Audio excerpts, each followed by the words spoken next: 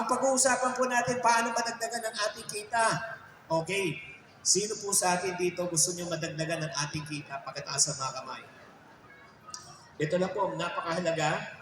Bago tayo mag-umpisa, ang request ko lang kung may mga cameras po kayo, take photo of the slides para makunan po natin ang picture.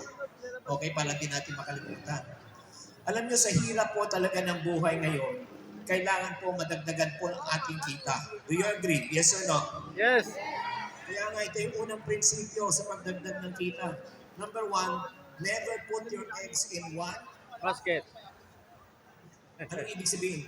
Hindi dapat natin lagay lahat Pera ng sa ating isang basket. itlog sa isang basket. Okay. Bakit? Bakit?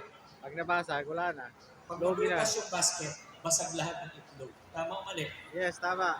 Ganun din po, when it comes to income, everybody say income. Yung kita,